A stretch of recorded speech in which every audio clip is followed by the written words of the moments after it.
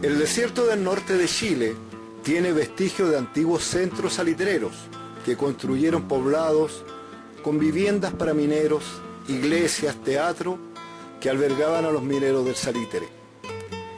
Y hoy solo son ruinas y están abandonados. Chacabuco fue construido en el año 1924. Sus 37 hectáreas guardan la historia de la explotación del minero del Caliche, de los años 20 y 30 del siglo pasado.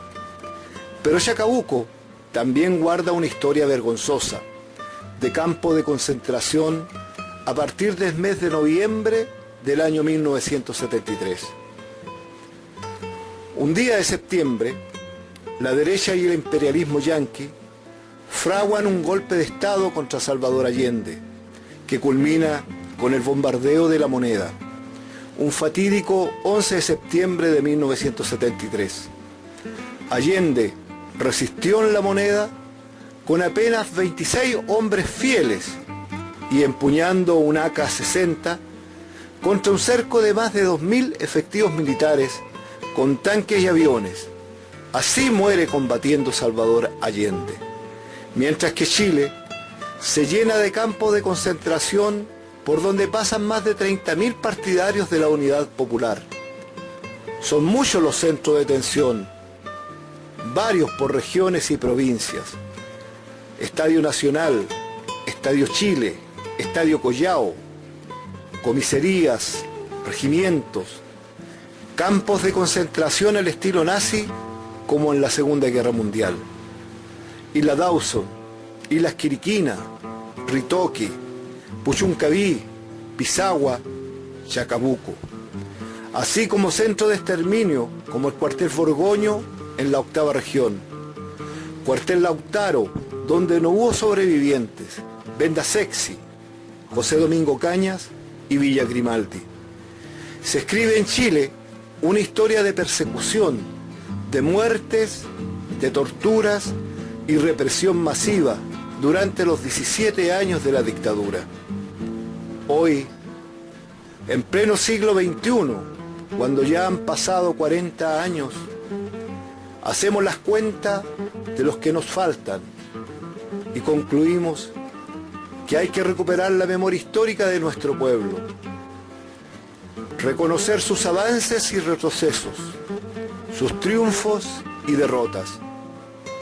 Los invitamos a conocer un documental que pretende aportar en esta reconstrucción de la memoria. Chacabuco, Memorias de un campo de prisioneros.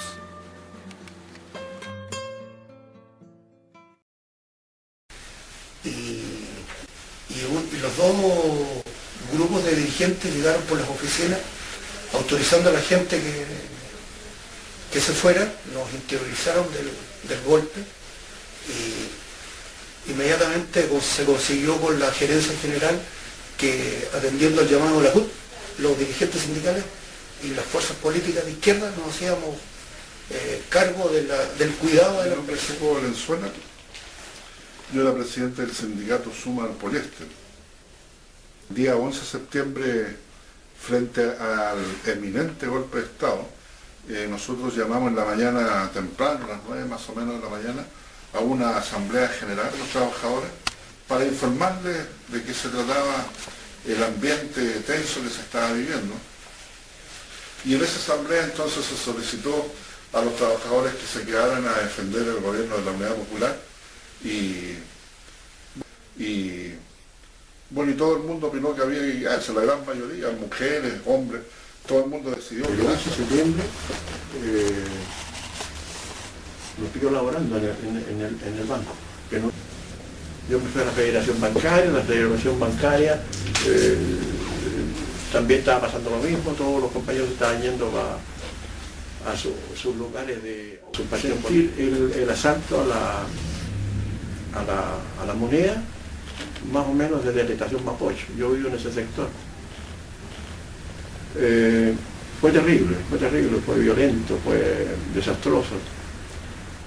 A los días después, cuando llegamos al trabajo, empezamos a ver lo que había pasado realmente en el golpe. A la salida de la casa yo me encontré con gente, cadáveres en el río Mapocho.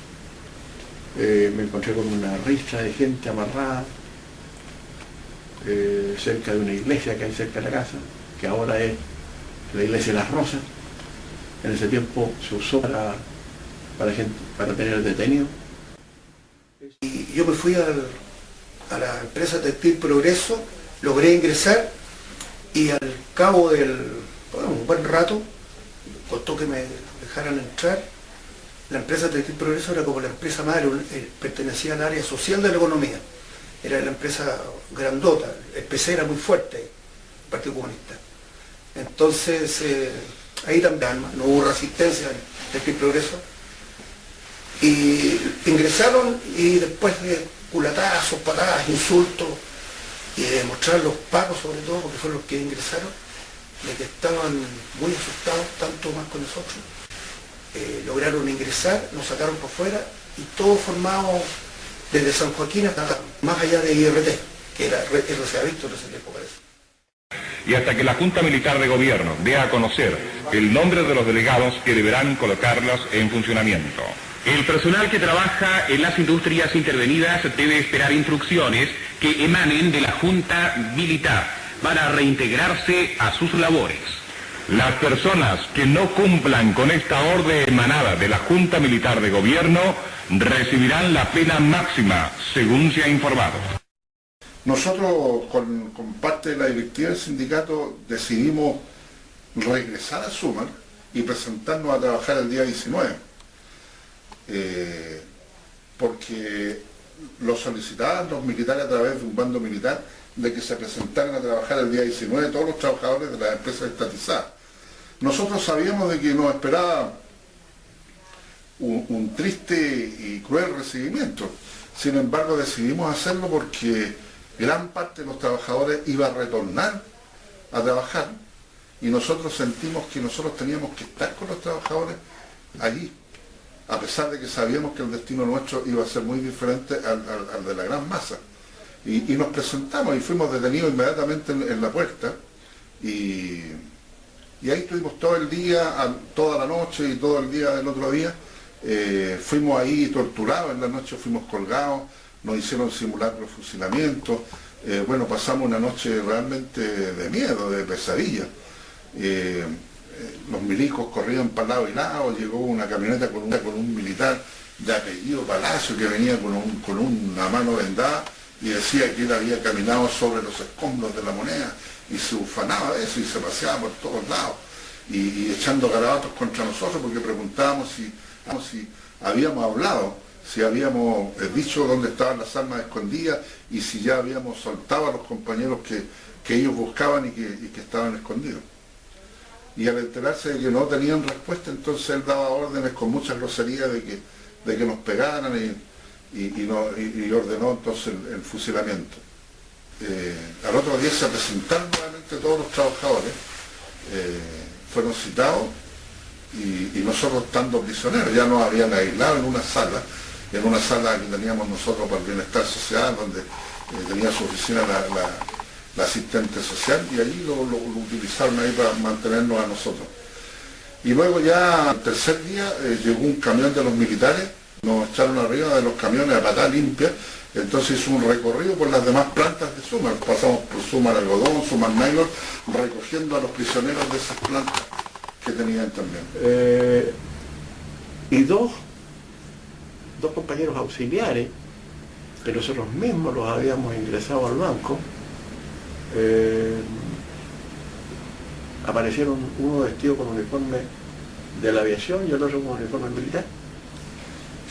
Y el del uniforme militar, ese fue el que después apareció con una lista el día 26 de septiembre cuando nos toman detenidos.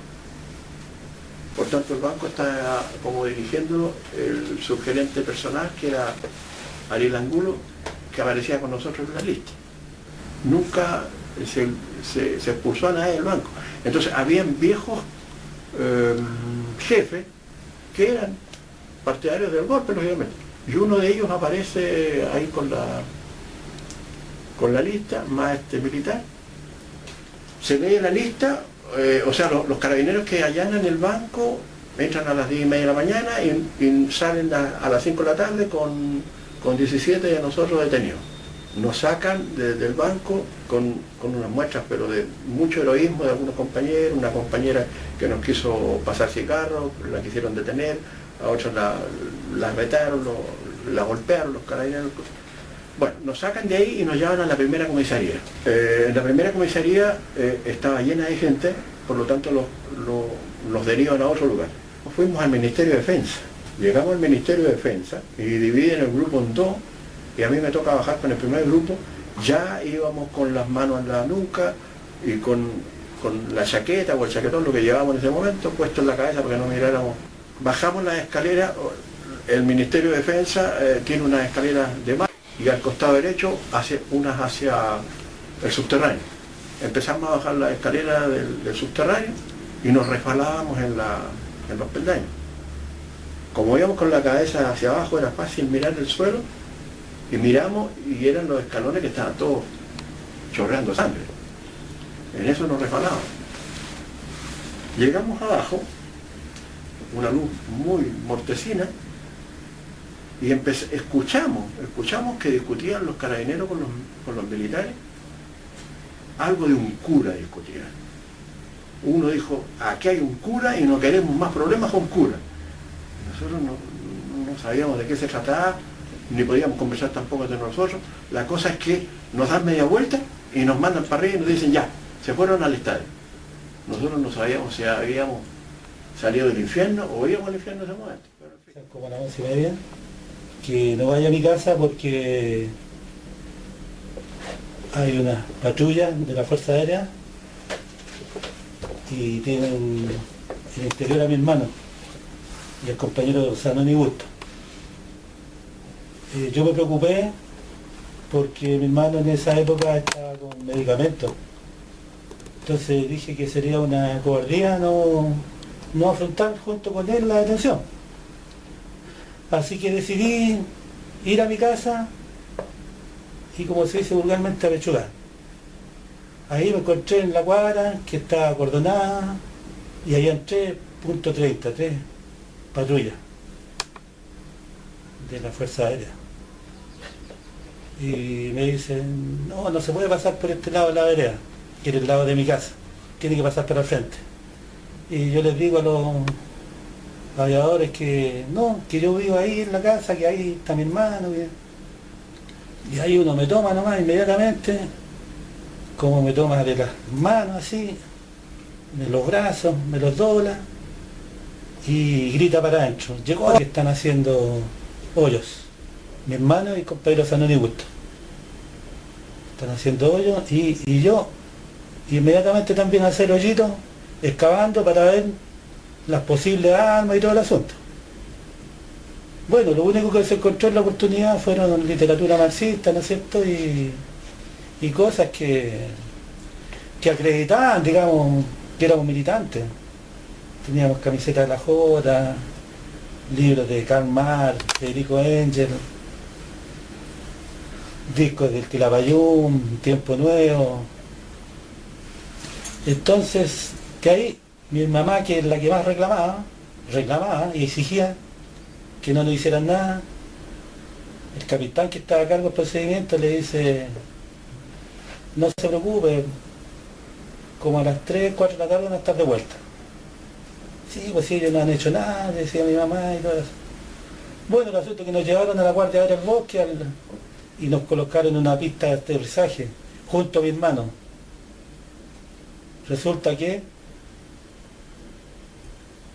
nos llevan a la pista de aterrizaje y nosotros vemos puro campo abierto ahí. No se ve nada. Y detrás nuestro un funcionario militar pasa bala. Se siente y mi hermano me toma del brazo y como que estábamos esperando el fusilamiento. Y el hombre se estaba riendo, nosotros no, porque después nos llevan al gimnasio. Yo el 11 de septiembre tenía 21 años y caí detenido el 13 de septiembre. Y el 11 de septiembre nosotros estábamos trabajando, haciendo trabajos voluntarios. Yo era militante de la Juventud Comunista y estábamos trabajando con los compañeros camioneros del Mopare, que se dedicaban a llevar el trigo a los molinos, y de los molinos traíamos la harina hacia los sectores periféricos de Valparaíso. Y nos encontramos en la casa de un compañero en el Cerro Placeres con el camión cargado, y nos dimos cuenta que estaba tomado el puerto de Valparaíso y los marinos no nos dejaban bajar hacia ningún punto. Y haciendo el cuento así, nos quedamos en espera. Yo me quedé en esa casa hasta el día 13, que decidí ir a la casa de mis padres, en donde yo vivía, y se nos ocurrió, digamos, hacer un almuerzo familiar, porque nos encontramos todos, los 7 hermanos, perdón, éramos 6 hermanos y uno que se había ido con su señora a ver a la mamá de su señora. Y en el camino se cruzó con su cuñado, que era Juan Cisterna, y Juan Cisterna llegó a ver a la casa nuestra a la hermana de él, y lo invitamos a almorzar.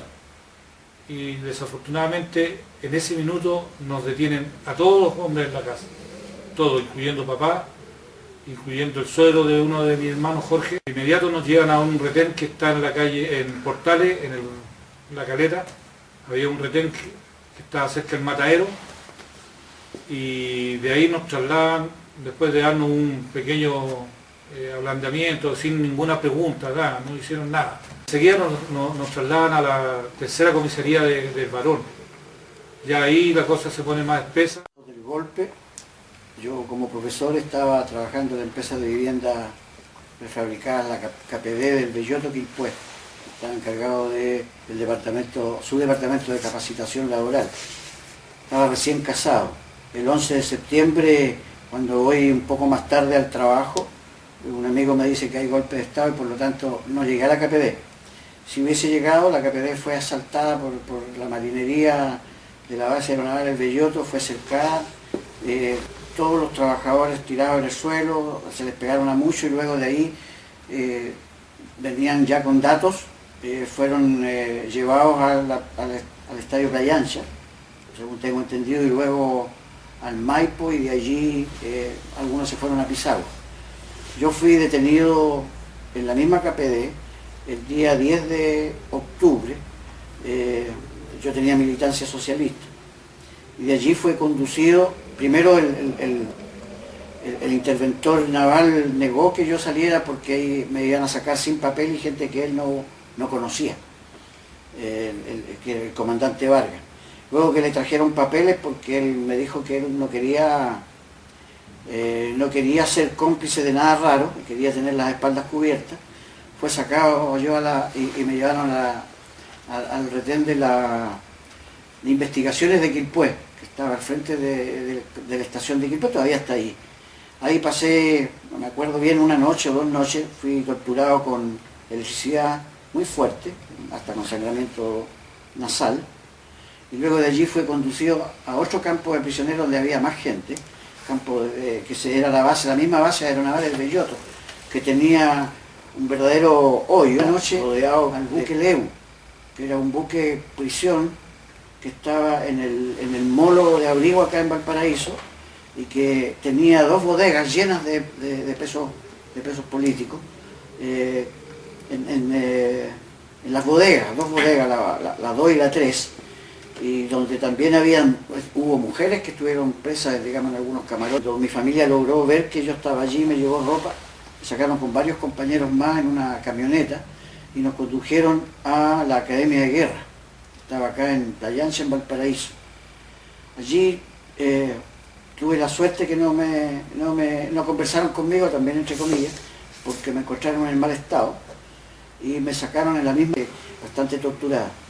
Ahí estuve casi un mes, donde pasé las hambres más grandes de mi vida, donde hubo condiciones infrahumanas de tratamiento a los presos. Tarde, sorpresivamente, nos habíamos reído harto en todo caso, nos empiezan a nombrar desde la cubierta para que subiéramos nuestras cosas, que eran muy pocas. Subimos y nos hicieron llegar al molo, y allí nos dijeron que íbamos a ser trasladados a otra parte del país. Un compañero preso en ese tiempo, profesor de apellido Clery, y otros preguntan dónde vamos. no se puede decir. Donde van ustedes van a pagar sus culpas, van a... El 11 de septiembre, aproximadamente a las 6:30, 6:45 de la mañana, despertaba, estaba preparando mi examen de grado. Enciendo la radio y no hay radio, solamente en una sintonía se escucha una sola palabra, que se repite, digamos, en forma incesante, esculatio. Igual que el médico griego, solo eso, que probablemente haya sido algún tipo de frase clave que se utilizaba en las fuerzas de ocupación para determinar el grado de dominio de la situación en Valparaíso. Era todo lo que escuché. Me levanté y quise dirigirme a la Escuela de Derecho para tener algún tipo de información de mis compañeros, el centro de alumnos, y al llegar a la Avenida Argentina, un grupo de marinos nos impide el paso. Se le impide el paso a todas las personas, o sea, tenían controladas las personas que no podían moverse de su lugar. Y posteriormente se produce una situación de persecución política domiciliaria, muchos compañeros le ayudaban a sus casas, yo estaba en Ascuas. Recuerdo como un incidente importante lo que ocurre el día viernes 14 de septiembre. El viernes 14 de septiembre aproximadamente entre las 6:30 y las 8 de la noche se genera una resistencia de carácter popular. Hay una gran cantidad de compañeros que disparaban con armas, digamos, cortas, desde las posiciones de los cerros hacia las unidades policiales. Eso aconteció, digamos, particularmente desde Cerro Barón, Larraín hacia la unidad policial que estaba en calle Eusebio Lillo. También otras, digamos, unidades policiales que estaban, digamos, a pie de cerro. Y eso generó, digamos, bastante conmoción en Valparaíso. Yo soy detenido el día 12 de octubre, también en la madrugada, llega una patrulla de marinos, ingresan a mi casa, lo hacen de una manera, digamos, relativamente tranquila comparando con otros compañeros, allanan ligeramente mi casa y me llevan con destino a la cadena. Yo tenía 29 años, ya uno de los directivos del Ministerio de Agricultura, era jefe del departamento de crédito de INDAP, trabajábamos con los campesinos y en ese mismo momento era el secretario regional de la Izquierda Cristiana de Concepción y en esa condición formaba parte del comité político de la Unidad Popular de la región. Y eso mismo explica entonces por qué yo fui detenido, aunque yo debí pasar a la clandestinidad el mismo 11 de septiembre, me mantuve en la clandestinidad hasta 16 de octubre, fui detenido en mi lugar de trabajo, donde yo había regresado por gestiones que se habían hecho compañeros y amigos con el Ministerio de Agricultura, que decían que a los de la izquierda cristiana no se les iba a detener porque no tenían todavía una presencia muy alta en la izquierda chilena y que eran inofensivos. Hubo una redada el día 16 de octubre para que se orientó fundamentalmente a la gente del Ministerio de Agricultura. El 72 como jefe de personal en Zulosa Arauco. Entonces, antes del golpe se sabía que iban a sabotaje, distintas situaciones, nosotros hacíamos guardia, los dirigentes sindicales y los ejecutivos. Y justamente en la noche del 10 me correspondió estar de guardia. Entonces empezamos a saber que había situaciones extrañas, nos comunicábamos con el tele, no sé cómo se llamaba la comunicación que había directa con Segurosa en Santiago, y de repente se cortan todas las comunicaciones. Después ya sabemos que el golpe está producido, hicimos reunión de asambleas de trabajadores con presencia de los ejecutivos y los dirigentes, y se planteó el tema que el golpe ya se había producido. Lo volvemos a reiterar, que lleguen los milicos, lleguen los pacos, y aquí por alguna circunstancia queda una masacre. La propuesta fue todos para la casa. Llamamos los buses, todos para la casa, y nos quedamos los ejecutivos y los dirigentes sindicales aquí en espera que lleguen. En la noche, en Radio Argentina, nos enteramos del bombardeo a La Moneda, nos enteramos de la muerte de Allende. Entonces, a las 8 de la mañana terminaba el toque de queda y dijimos no, aquí se quedan los guardias oficiales del sector de la planta y tenemos que irnos, porque aquí iban a llegar y nos van a matar aquí mismo.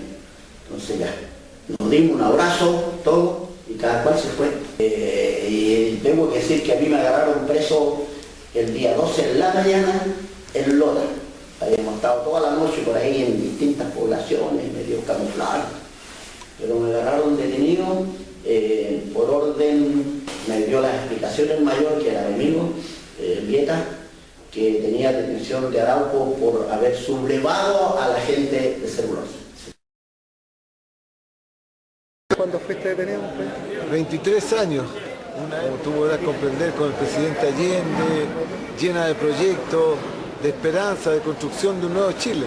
Y el golpe de Estado nos puso lejos de nuestra familia, en un campo de concentración, fuésemos una peste. Sin embargo, era nuestra esperanza de construir una sociedad más justa, todo aquello que seguimos manteniendo como grandes valores, como grandes principios, y que nos permitió en esas condiciones tan difíciles de ser víctimas de un régimen fascista, permanecer y conocernos y poder mantener vivas nuestras esperanzas.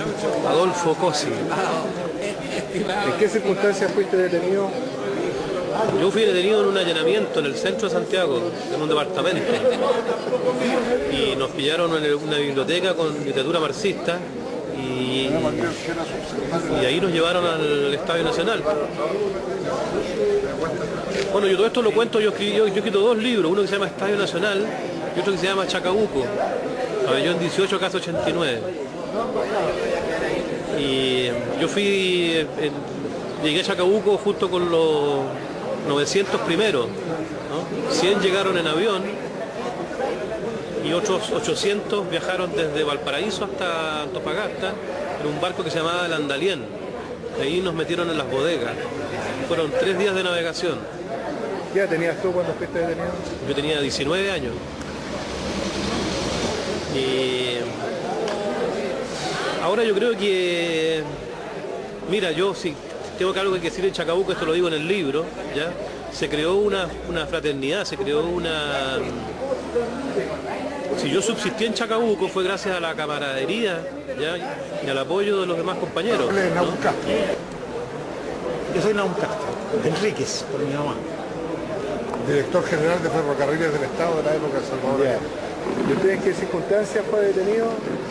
Yo fui llamado en la primera lista que se lanzó el 11 de septiembre con cerca de unos 80 nombres, pero no me presenté. Y estuve 8 días escondido en la casa de un pinochetista, para risas, ¿no? Y después hablé por teléfono con el jefe de inteligencia militar, que era Augusto Lutz, el general. Y entonces él me recibió. Y de ahí entonces partió mi odisea por las prisiones. Estuve en el Estadio Nacional, en el Ministerio de Defensa, me llevaron después al Estadio Nacional, del Estadio Nacional me llevaron a Chacabuco, de Chacabuco fui a Ritoque, Puchuncaví, de Puchuncaví a Tesálamo, y de ahí fui expulsado del país. ¿Qué más quiere que le diga? ¿Cuánto tiempo permaneció en Chacabuco? Un año en Chacabuco, estuve 11 meses. Yo fui el tercer inaugurador del Chacabuco, porque viajó uno con apellido A, otro con apellido E, y yo que era Castro, con apellido C bajé. Fui el tercero. Y salí el último, ¿por qué? Porque me habían castigado. Los presos que quedaban cuando cerraron Chacabuco se fueron por orden alfabético. Y a mí me echaron cuando se fue la Z. Eso era cierto, porque el teniente de seguridad me había castigado que iba a ser el último que tenía que salir de Chacabuco, porque me había portado mal. ¿Qué edad tenía usted? Yo en ese tiempo tenía 43 años. Ay, no, perdón. En 74 tenía 44 años. 44 años. Ahora tengo 78. Soy periodista y adhiero con mis compañeros de que hay que ir con urgencia a Chacabuco de nuevo. Yo creo que esa fue una experiencia inolvidable que tenemos todos nosotros metidas aquí en el corazón, porque hicimos grandes amigos, fortalecimos nuestras ideas contra lo que pensaban los cancerberos, y hemos tenido gente brillante como nuestro querido alcalde, que fue alcalde después de estar en Chacabuco. Entonces yo creo que es bien importante que los chilenos se metan en esas cosas, que sepan que hubo miles de chilenos que estuvieron agobiados durante mucho tiempo, pero nunca perdieron su fe, ni su esperanza, ni su amor por la libertad.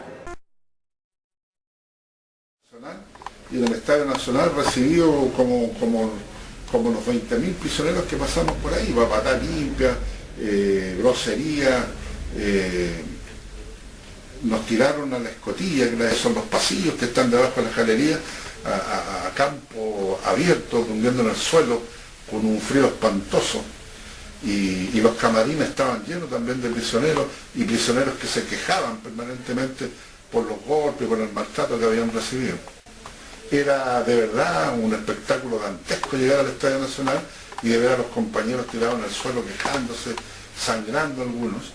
Y al tercer día de llegar al Estadio Nacional nos metieron a uno de los camarines, el camarín número 2, donde nos metieron 120 compañeros dentro del camarín.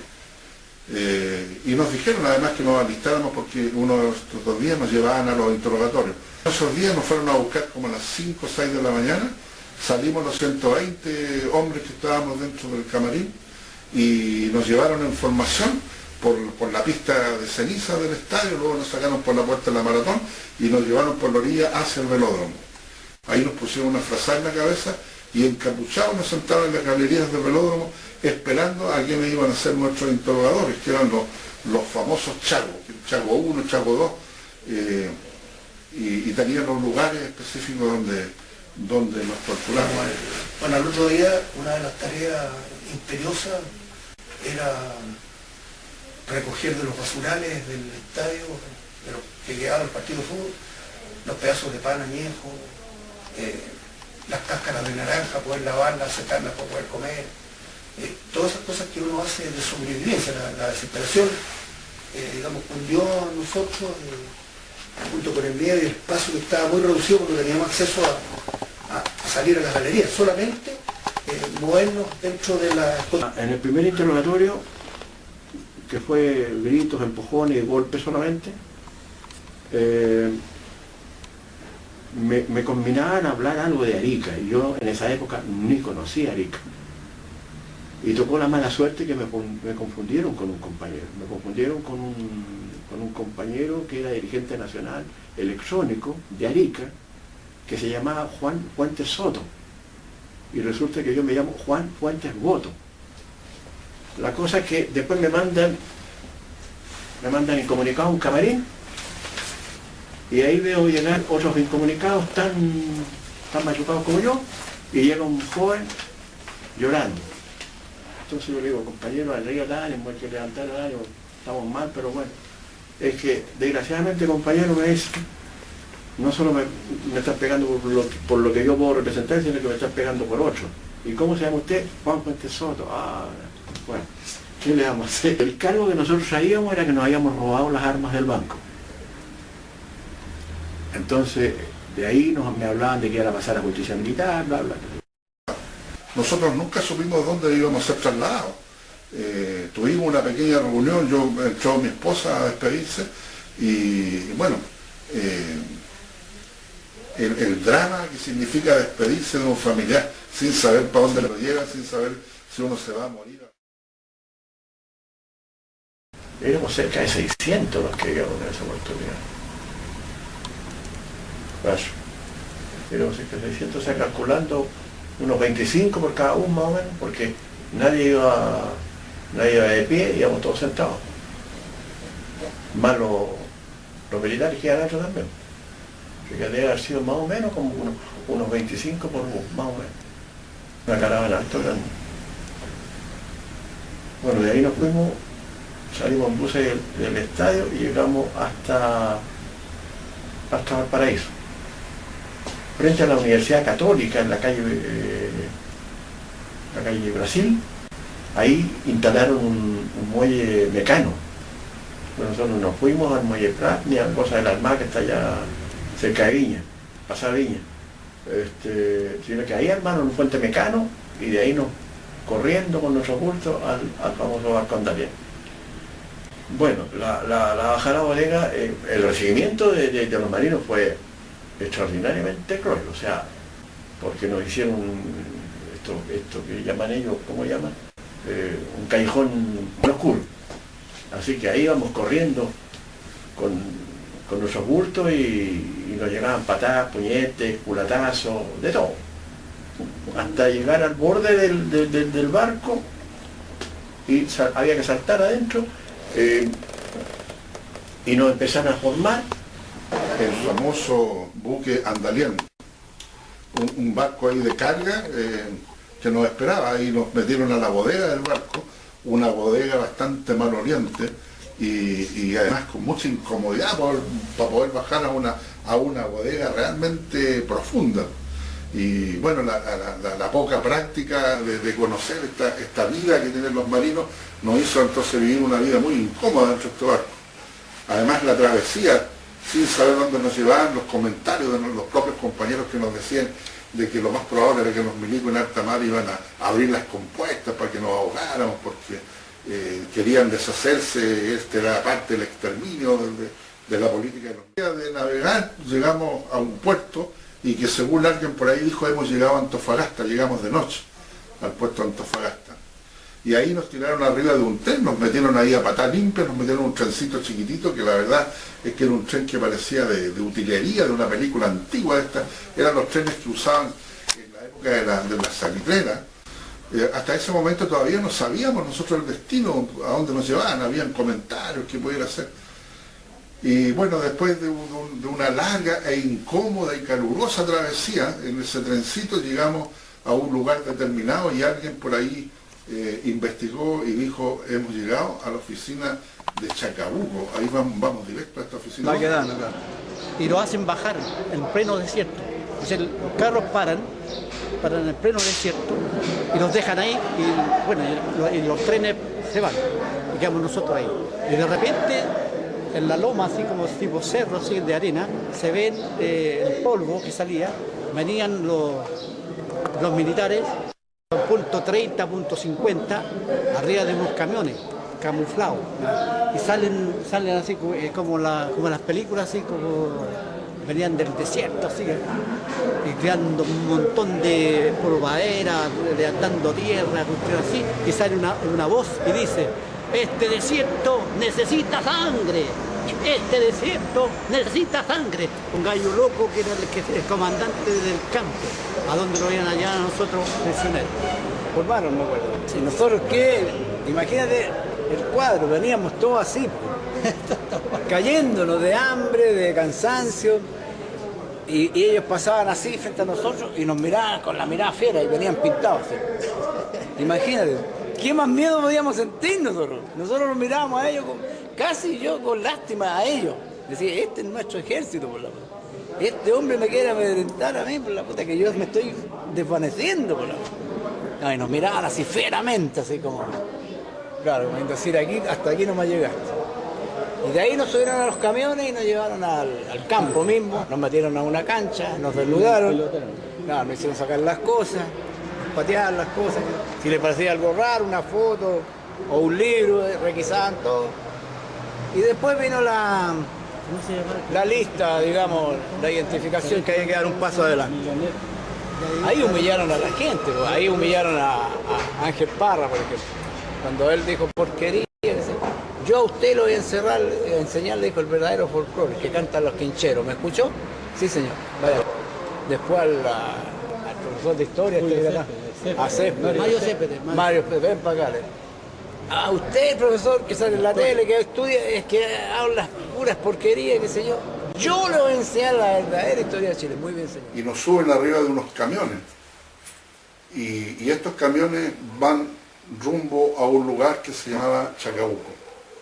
La oficina salitrera que funcionó en la época de los ingleses, aquí en la explotación del salitre, allí fuimos llevados. Y antes que los camiones llegaran desde lejos pudimos notar de que se trataba de un campo de concentración. Nosotros Vimos a lo lejos las casas de Chacabuco, pero también pudimos darnos cuenta que era un lugar igual que en las películas, un campo de concentración con torres de vigilancia, con el campo minado, con las rejas electrificadas. Bueno, había de todo tipo de seguridad que pusieron los milicos. Y la mayor seguridad para no escapar que nos tenían era precisamente el desierto, porque si alguien hubiese osado sortear todos los obstáculos estos que menciono, no hubiese sido capaz solo de cruzar el desierto. Así que quedamos aislados, ahí recién nos enteramos de que ese era Chacabuco, y nos recibió el famoso capitán Minoletti.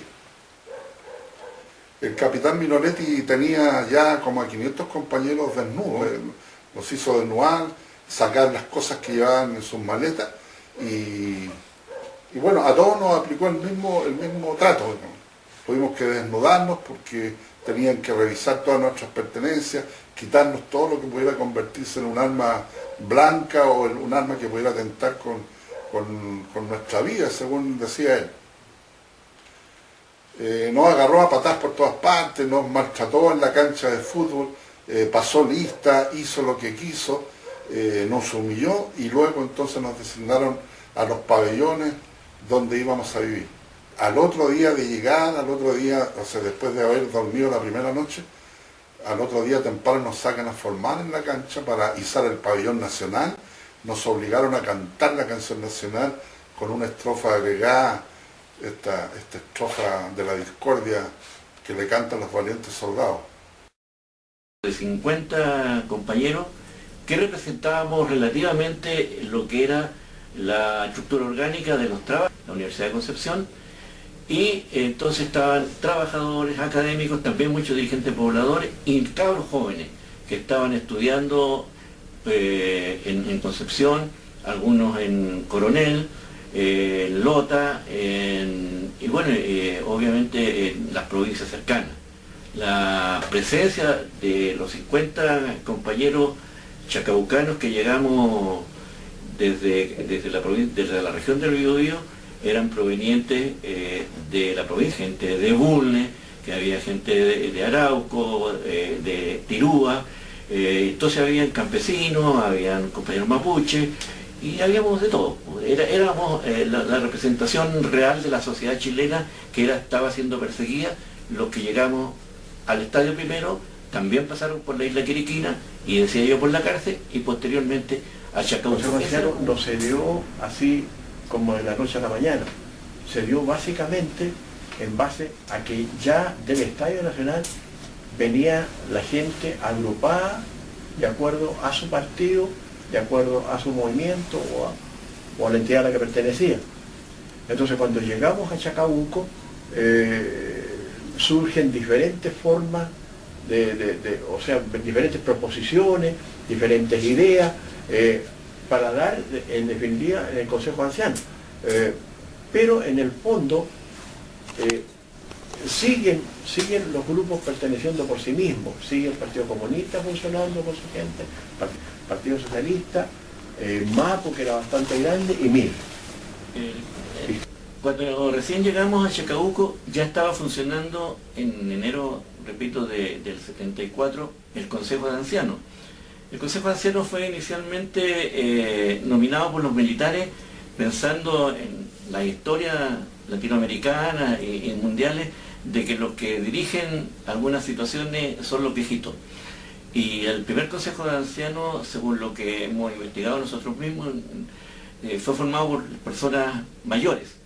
Pero esto, con las luchas internas que se daban entre los prisioneros con los milicos, se logró que el Consejo de Ancianos fuera elegido por los prisioneros. Y este se elegía a partir de que el campamento estaba dividido por pabellones. En cada pabellón habían 10 casas, en las cuales había normalmente 6 o 8 detenidos políticos. En cada casa había un jefe de casa, y los jefes de casa se reunían a su vez y nombraban al jefe de pabellón, y los jefes de pabellón formaban entonces el Consejo de Ancianos y elegían al presidente.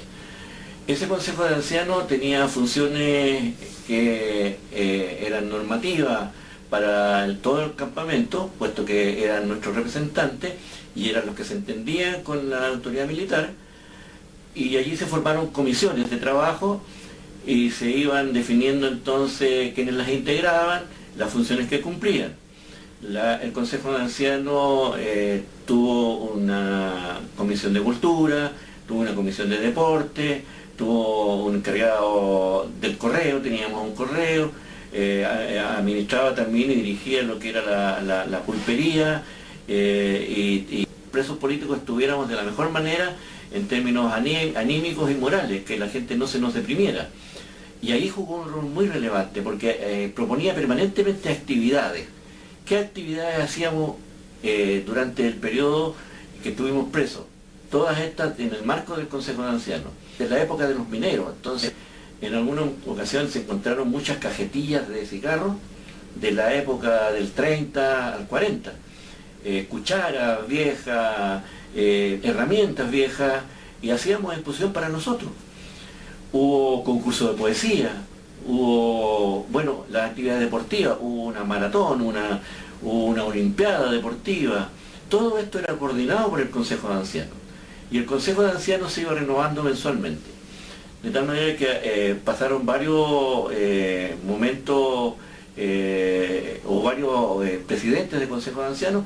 Tal vez uno siempre recuerda a Mariano Requena, que fue tal vez la persona que partió con el Consejo de Ancianos, elegido con respaldo de todos los jefes de pabellón, y después se fue sin querer o sin querer queriendo, como decíamos en México, se fue eligiendo políticamente, se iba decidiendo entre nosotros de qué partido iba a ser la persona que iba a dirigir el Consejo de Ancianos en algún momento determinado. Eso no era público, eso se decidía porque poco también se habla de que los partidos estaban funcionando dentro de Chacabuco.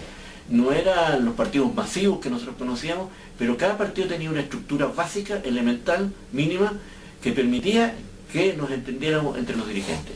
Todos los partidos tenían estructura interna. Estaba indudablemente, seguramente el más fuerte por el peso que tenía, era el Partido Socialista, era el partido más grande de la izquierda. Estaba el Partido Comunista, que tenía una fuerza innegable. Estaban los compañeros del MIR, estaban los compañeros, había grupos muy pequeños que éramos de la izquierda cristiana, del MAPU y del Partido Radical, y no sé si os dije, el MIR, los compañeros del MIR también tenían una estructura importante. De tal manera que todos los partidos tenían presencia en alguna escala, en alguna dimensión dentro del Consejo. De forma, digo yo, la pulpería que le llamábamos nosotros, la pulpería, la carta, el correo y el barrio cívico.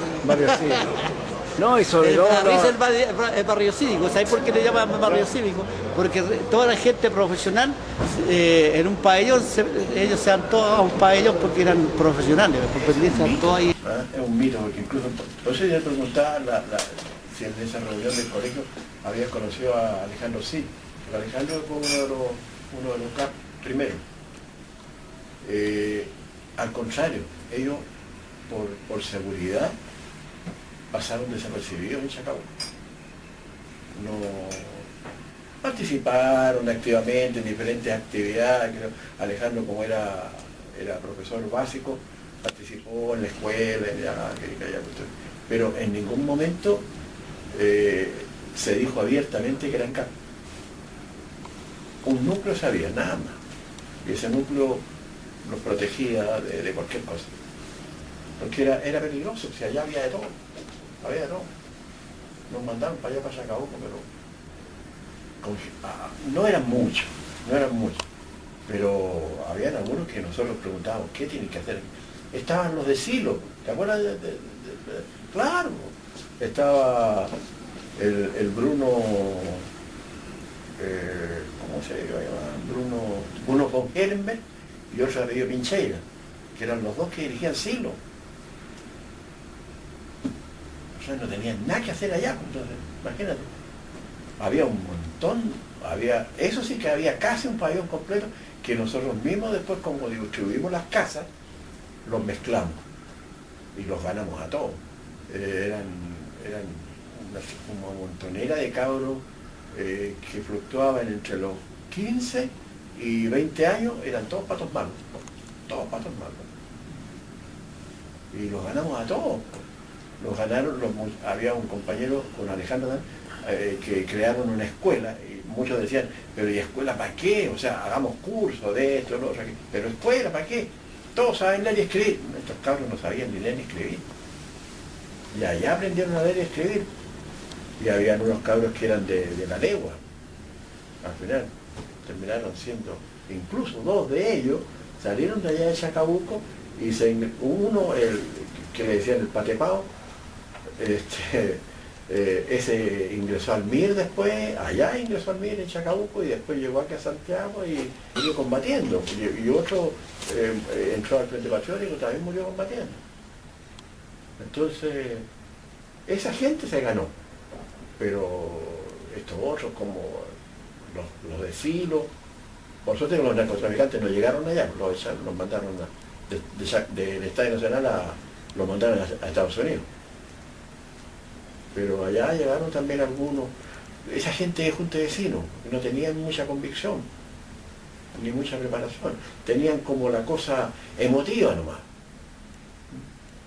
Que había un señor que era de la municipalidad de Maipú. Él era demócrata cristiano, pero no era fanático, pero era demócrata cristiano. Y el gallo estaba preso allá porque era experto en bombas, pero en bombas de agua. Le solicitó al Consejo de Ancianos de los presos de que ellos solicitaban de que el show fuera a dar un espectáculo fuera del campo de concentración en el teatro, que es un teatro realmente lindo, maravilloso que había en esa época de la Salitrera, acústica también sensacional.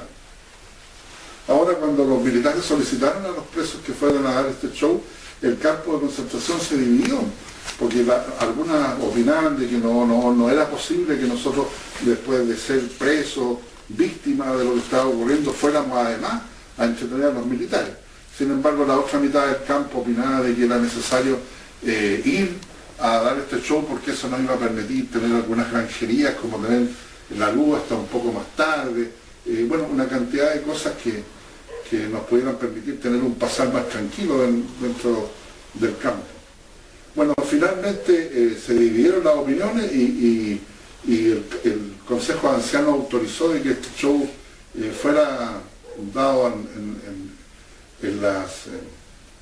nosotros dijimos de que era necesario hacer un show que nos dejara con la dignidad en alto y con el sabor de no haber sido sumisos, sino que íbamos con mucha dignidad a este show y además agarrando para el chuletón a los milicos. Y se nos ocurrió entonces hacer un concurso, que mientras actuaban los militares, nosotros ubicamos al teniente de seguridad, que era un teniente bastante prepotente, que había unos rubiecitos que decía que era karateca, que era comando, y siempre hacía prepotencias con eso. Entonces decidimos nosotros hacer correr la voz de que nosotros íbamos a rifar en el intermedio un equipo completo de fútbol. Ahora los militares se creyeron el cuento fácilmente porque ellos mismos comentaban que esto debe ser cierto, decían, porque adentro los presos tienen talabarteros y de todo tipo de profesionales, seguramente hicieron algún equipo de fútbol completo, que lo tienen ahí. Entonces viene el intermedio del show y empieza entonces, hicimos toda una parafernalia de hacer esta rifa, de los 2 primeros números al agua, y los militares tenían ahí también la ansiedad de saber quién era el ganador de esto, creamos toda una expectativa alrededor de este asunto, y cuando viene el número 3, entonces el número tercero que sacamos, entonces dijimos, y el número ganador del equipo de fútbol completo es el número 15, y se para el teniente de seguridad, que era el teniente prepotente, y dice, yo lo tengo, dice, desde el medio del teatro, de la filarmónica se llama el teatro. Entonces le dijimos, el teniente, no me acuerdo cuánto su nombre, dice, lo solicitamos entonces que pase al escenario para que se lleve su premio, su regalo. Y este tipo pega una carrera, no sé si te acuerdas que ahí entre el escenario, estaba el escenario, después había un pozo que seguramente era el pozo donde se instalaba la orquesta de cámara de la época, y luego venían las butacas. Entonces este tipo pega la carrera de allá y salta el pozo y cae paradito en el escenario. En realidad era karateca, pensé yo, porque además se paró a mi lado ahí como... Puta, yo en un momento dado dije, chucha, ¿qué estoy haciendo ahí? Me dio un poco de temor de lo que estábamos haciendo, porque era un poco audaz, digamos. Entonces tomé el número, dije, este número vamos a verificar si efectivamente es el número 15, y yo, efectivamente es el número 15, y el teniente es el ganador del equipo completo de fútbol, y el aplauso, y los militares aplaudían todo, y nos sacamos nosotros aquí nos habíamos conseguido una foto de la revista Estadio, un equipo completo del Colo-Colo. Entonces aquí está el equipo completo del fútbol, del Colo-Colo, se lo dieron el teniente. Y el teniente tomó la hoja del diario y dijo, chucha, me he cagado. Y bajó la cabeza y se tuvo que bajar muy humillado después del aplauso que dieron los milicos, de las risotadas que daban los militares, los milicos rasos, digamos, que de alguna manera yo creo que también se sentían vengados porque ellos de alguna manera también eran era un maltratados. coro masivo de 50 personas que tenía un director de orquesta que era un odontólogo, Nasib Paluán, y nos pudo hacer coincidir todas las voces, unos que cantaban y otros que no cantábamos nada, pero movíamos la boca, y fue bonito llegar a Chacabuco y con eso nos presentamos ante los demás compañeros. Pues si de este mundo fuera, habríamos combatido grandemente como en guerra, y muchos guardias tendría. Para eso he venido yo, para eso he venido al mundo, a dar el testimonio de la verdad y el amor. Todo aquel que lo comparta siente y escucha la presencia de los curas de izquierda, que se definían de izquierda. Había gente de izquierda, de curas que eran militantes del MIR, habían curas que eran militantes de la izquierda cristiana y habían curas que eran militantes del MAPU, a lo menos. No conozco de curas militando en el Partido Socialista o en el Partido Comunista, pero que estaban en la izquierda habían varios. Pero luego, después del golpe de Estado, una cantidad importante de ellos tuvieron que salir al exilio, curas holandeses, curas irlandeses, tuvieron que salir al exilio. Pero luego la Iglesia se compromete en términos generales con los derechos humanos. Y allí no hay necesariamente curas de izquierda, sino que hay curas que les interesa el tema de los derechos humanos y que no necesariamente se identifican con el socialismo, sino que se identifican con la defensa de los derechos humanos. Y en ese marco, por ejemplo, está el sacerdote y obispo del cual yo hablo. Él viene de una congregación que es bastante conservadora, de los curas de Chontac. Sin embargo, él se compromete con el tema de los derechos humanos, nos ayuda en el estadio, nos ayuda después en Chacabuco, ayuda a nuestros familiares, pero además de... Nosotros, los primeros en llegar allá a Chacabuco fue este grupo del arzobispado. Lo dejaron pasar, nos mostraron que estábamos todos vivos, que estábamos bien comidos, todos alimentados, todo perfecto, todo. Que iba Raúl Silva Enrique, iba Aristía y el otro curita, un cura que era de la Araucanía, no me acuerdo en este momento el apellido. Los tres ingresaron, los dejaron pasar, nos mostraron que estábamos todos vivos, que estábamos bien comidos, todos alimentados, todo perfecto, todo maravilloso. Bueno, ellos pidieron, específicamente Aristía y obispo de la Araucanía, pidieron quedarse adentro, pernoctar adentro esa noche.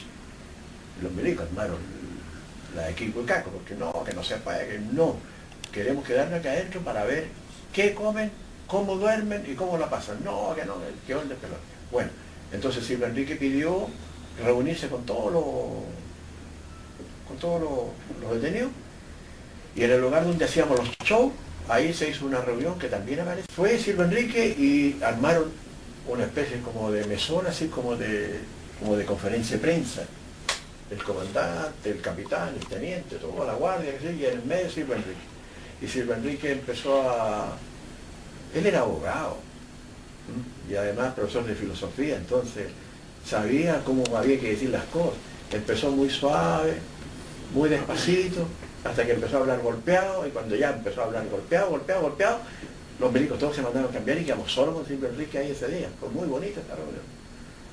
Fue el secuestro de un compañero que se negó a hacer trabajo voluntario en ese poco espacio que teníamos nosotros ahí, que nos hacían picar un hoyo y después tapar.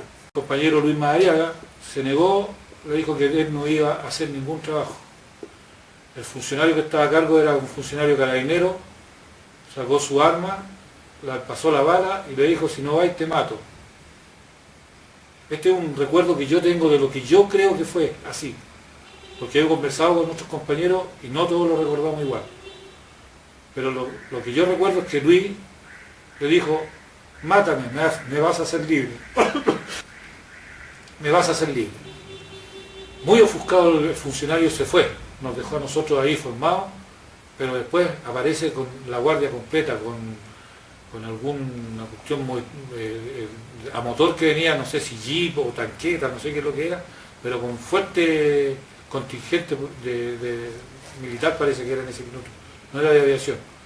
Y todos con metralleta, bala pasada y todo eso, y secuestran a Luis Madariaga y no tuvimos noticias de él 24, 48 horas.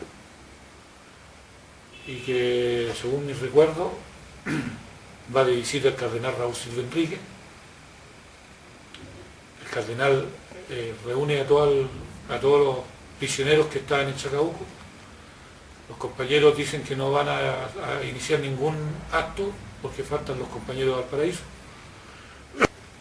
Ahí nos van a buscar a nosotros, informamos que falta un compañero que está secuestrado, se hace otra reunión, el obispo de Antofagasta interviene para que aparezca Luis Madariaga, no aparece en el momento, pero afortunadamente el compañero regresa, machucado y todo, pero con vida.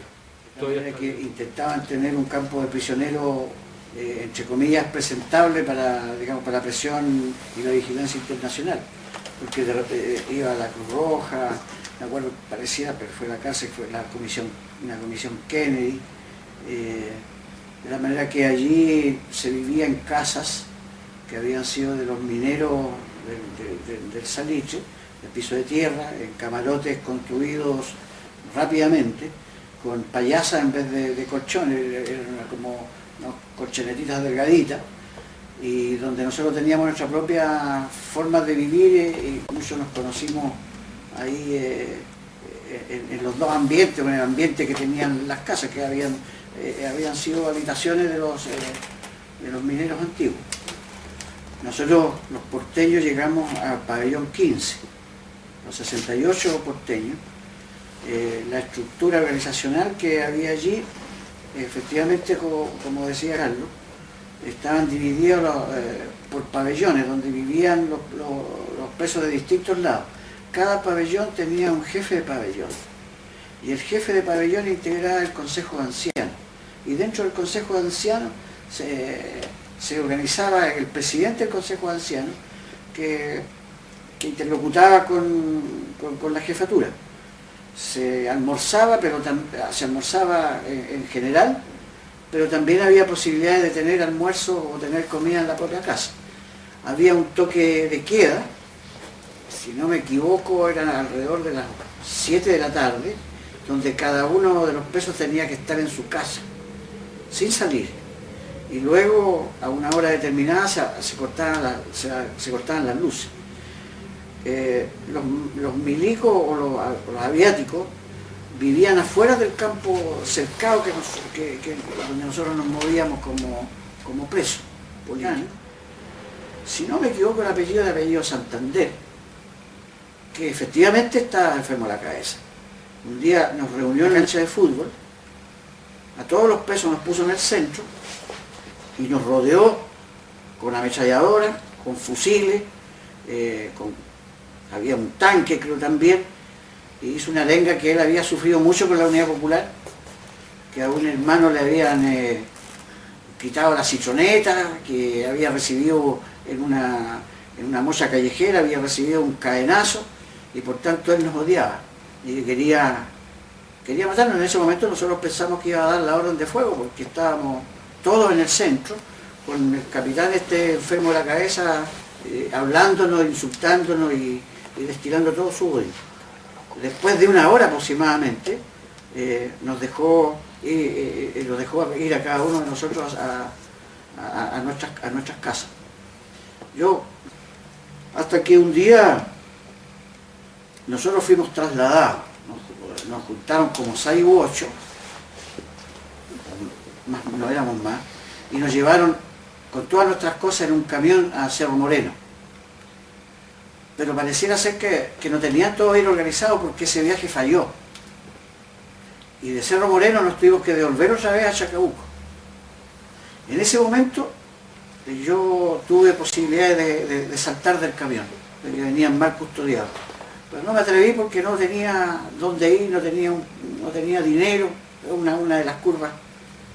Y varios conversando que tuvieron la misma atención, solo que yo iba a la orilla, ¿no? Al día siguiente nos volvieron a llevar, y allí sí nos esposaron, nos amarraron, nos subieron a un avión, iba un capitán Morera de reserva, un verdugo, y nos vino amenazando e insultando todo el viaje. Ahí llegamos a la base aeronaval del Belloto, nos subieron a un bus, y yo soy de Quilpué, o sea, antes que aterrizar el avión vi hasta la casa que vivía. Y por el Troncal en ese tiempo, por Freire, nos sacaron de Chacabuco, nos sacaron del avión y nos trasladaron al cuartel Silva Palma. Allí yo estuve, eso fue más o menos en el mes de enero, porque estaba en febrero cuando nació mi primera hija. Yo estaba por eso no estaba acá en Valparaíso, en el Silva Palma. Y luego del Silva Palma, después de 2 o 3 meses, también como fardos de Pasto, llegamos muy golpeados, muy maltrechos a la cárcel. En la cárcel había una situación especial de los presos. Veníamos de vuelta de Chacabuco, y tenían que distribuirnos en las celdas, pero había especial cuidado de ver a qué celda uno llegaba. Yo llegué a una celda donde me hice entrañables amistades con algunos que tal vez mis compañeros se acuerden, y faltaba una cama. Yo vivía allí, uno de los prodigios que hoy día sería difícil de ver, cuando uno de mis compañeros, que no me conocía, me conoció allí, hizo una cama en el suelo y me entregó a mí la cama de él, que era lo único que tenía. Esos gestos de generosidad, fue maravilloso esa acción. Y en eso estuvimos como una semana, porque a la semana siguiente salía un muchacho joven que estaba condenado y que salía libre, ¿no? Era un niño de Limache. Y allí en la cárcel vivimos la primera visita. Yo afortunadamente pude avisar a través de un preso que salía, que me conocía, pude ver a la visita, y a la segunda vez, o a la primera, no me acuerdo, conocí a mi hija, que ya tenía como 4 meses de vida, 3 meses de vida. Cuando llegué a mi casa, en noviembre del 74, ella ya tenía como 8 meses, 7 meses de vida. La cárcel fue muy dura para nosotros, pero también hicimos grandes amistades, y fue el reencuentro por primera vez desde que fui detenido el 10 de octubre del 73, fue la primera vez que pude ver a mi familia.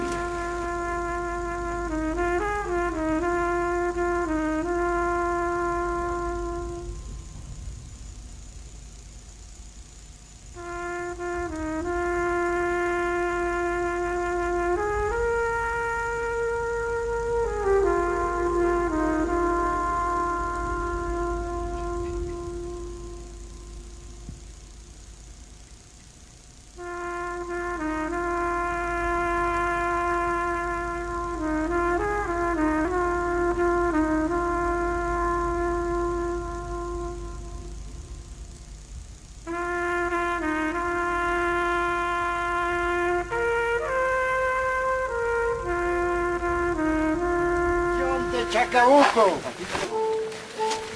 venimos a vindicar este lugar porque queremos reencontrarnos con nuestras pisadas, sentimientos.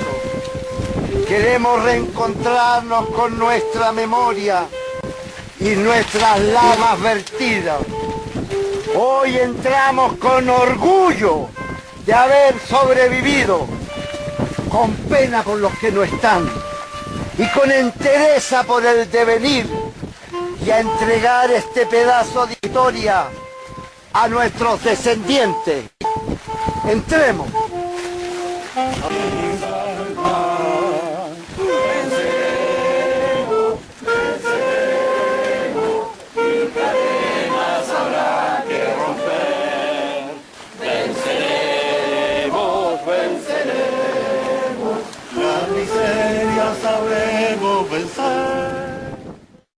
Vivían los empleados de la salitrera, donde tenían 3 o 4 piezas. Si tú te das cuenta, inmediatamente al frente, ahí vivían los solteros y los obreros, que era solamente eso. Entonces por eso que graciosamente nosotros le pusimos el barrio cívico a esto. Y llegábamos por el azar también, porque los milicos nos daban la ubicación cuando la entrada era por acá. Esa entrada no existía. La entrada principal era por aquí nos metían los presos. Por eso que nos acordamos del barrio cívico.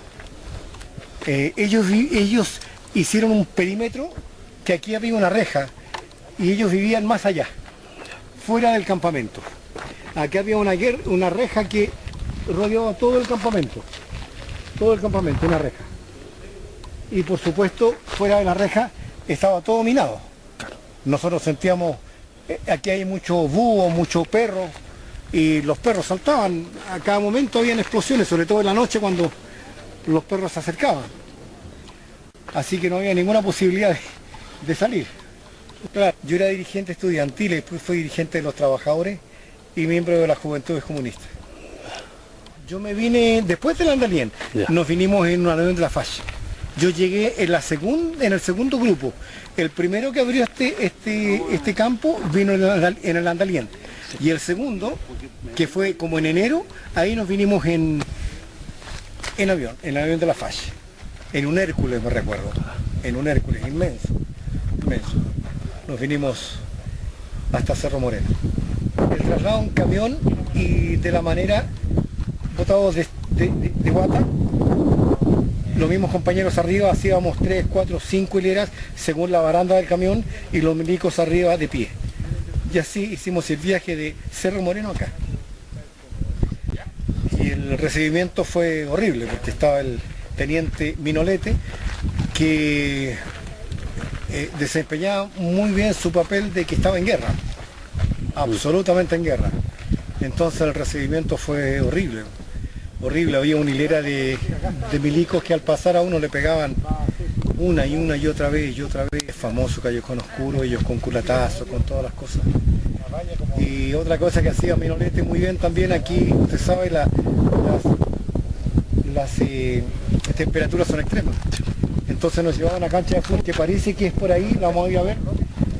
Y nos tenía 2-3 horas para contarnos a las 3 de la mañana. Esa es la formación que tienen. Yo creo que no hay que analizar a los milicos porque ellos estudian, son todo para la guerra. Entonces pedirles otro comportamiento. De hecho, en ese entonces cualquier milico que tuvo otro comportamiento en esos años fue castigado por las mismas entidades y asesinado muchas veces, ¿verdad? Aquí hay una historia muy triste de esas coincidencias cuando el mundo quiere ser chico, es una pelotita chiquita. Aquí llegó este compañero y por esas casualidades fatales los milicos lo asignaron a una casa y él había sido minero. Y en esa casa él vivió con sus padres, él vivió con su familia, con sus hermanos. Fue tanta la presión en él que un día lo encontramos colgado de la viga, compañero Vega. El compañero Vega. Antes de irnos de la cárcel de Copiapó, el compañero Vega se cortó las venas en la noche. Se cortó con una hiela de la vena y nos acostamos y él se acostó y la cama donde tenían en la cárcel tenía un nylon abajo y eso hizo que la sangre no cayera y se estuvo sangrando toda la noche y no murió. Al otro día cuando nos hicieron levantar, él no se levantó y lo fuimos a ver y que está ensangrentado entero, pero no había muerto. Y ahí lo llevaron los milicos lo llevaron al hospital y lo cosieron así nomás, lo cosieron al Rotijuay y lo llevaron al tiro al regimiento. O sea, lo llevaron a la cárcel de nuevo. Y cuando estábamos en la cárcel, nos hicieron formar a todos, en una hilera así, y venía el capitán Díaz,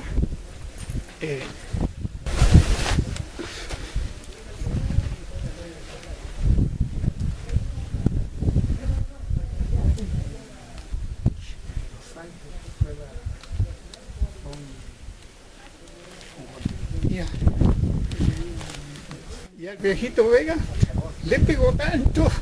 Ya te lo dije a comandante Bustamante. Yo decía, como un oficial que tiene educación, ¿cómo puede maltratarlo tanto?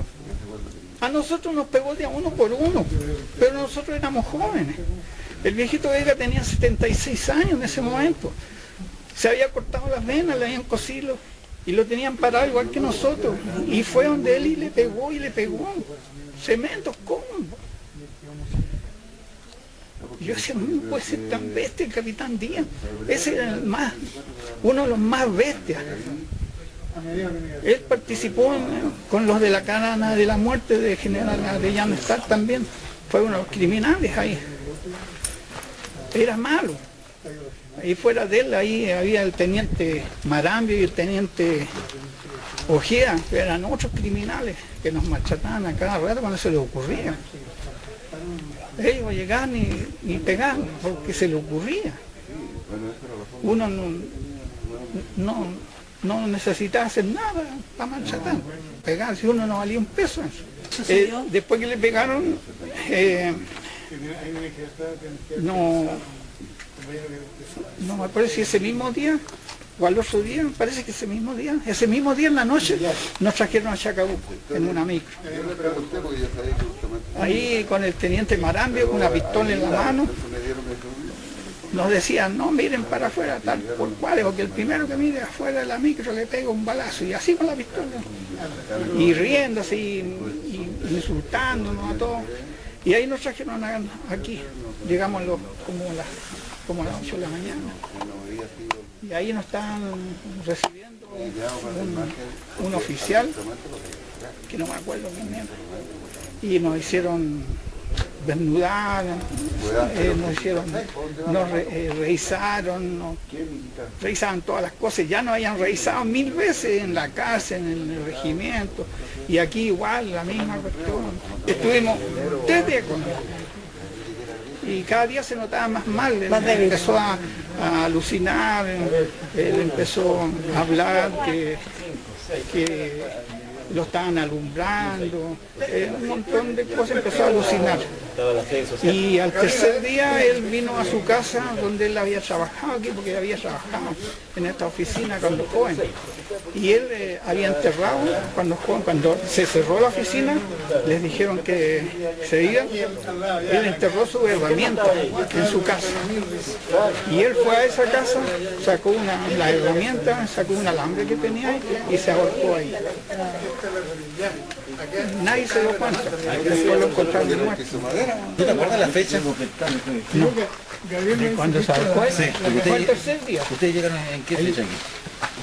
Nosotros llegamos en noviembre, llegamos aquí. ¿Sí? En noviembre. Después que los que llegamos de Santiago, claro, llegamos un día. Claro. Nosotros pero fuimos los ¿cuánto segundos. tiempo después? Porque alguien me decía que estaba escrito que el compañero Vera se había suicidado un día como hoy, el 22 de noviembre. Ah, no, eso sí. Perdón, el 23 de noviembre. El 23. Sí. Por si, yo tengo, me parece anotado que es el 19 que llegamos aquí a Chacabuco. El 19 de noviembre. O sea, llegaron 10 días después que nosotros. Y el Vega al tercer día que yo trabajaba con la actividad que yo tenía era en la administración junto con Víctor Calvo. No sé si tú te acuerdas de Víctor. Yo trabajaba con Víctor. Y a nosotros nos avisan que un compañero se había suicidado. Yo digo, yo pienso que el primero o segunda persona que vio al compañero fue yo. ¿Ah? Porque me pegué el pique allá de la administración que estaba en la entrada. Y la casa era Estaba lejos. Me acuerdo perfectamente, eran casas que estaban en el pabellón, estaban absolutamente desocupados. Claro, y nosotros nos avisan a alguien, como nosotros, bueno, los milicos estaban afuera, no estaban aquí. Y nosotros éramos como el nexo para avisarle a los milicos. Y de ahí un compañero va y avisa que hay un compañero suicidado. Claro, yo me acuerdo. Y yo me acuerdo que voy y yo lo vi colgado. Y él dormía en el No, pero colgado camarote en la casa sí, donde el camarote mío, que era de 3, yo dormía arriba, abajo de Raúl Robles, y en la primera era el Oscar Vega. Ahí estaba. Había un libro que lo manejábamos nosotros, era porque por darle, que sé yo, un poquito más de, no sé, de autoridad a nuestra oficina de administración, que al final era solamente para poder tener alguna actividad. Por supuesto los milicos hacían y deshacían. Sí. Y en ese libro, el teniente, me parece que era Canners, o sea, el teniente a cargo le pone autoeliminado.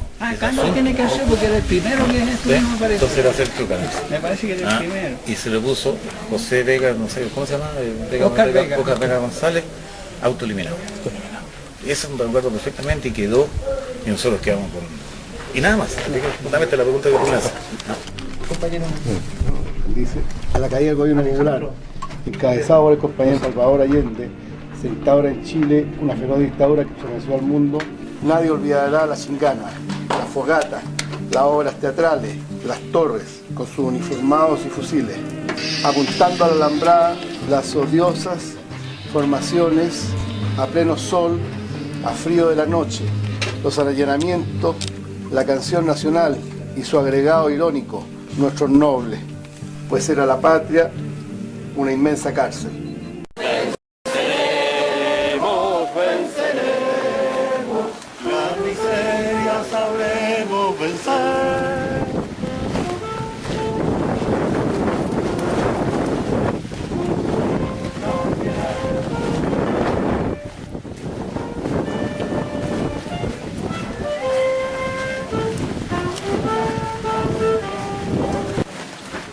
Hace 40 años que traspusimos estas puertas. Hace 40 años que llegamos. Derrotados, humillados, golpeados, torturados, vejados. Hace 40 años recibimos brutalmente. No sabíamos. Chabascuñán. ¿Dónde está? Al centro, por favor. Compañero Oscar Vega. ¡Presente! Compañero Jorge Aedo. ¡Presente! Luis Corbalán Castillo. ¡Presente! Compañero Hugo Salvatierra. ¡Presente! Malta. ¡Presente! Compañero Ariel Angulo. ¡Presente! Compañero Érico Carrillo. ¡Presente! Luis Vitale. ¡Presente!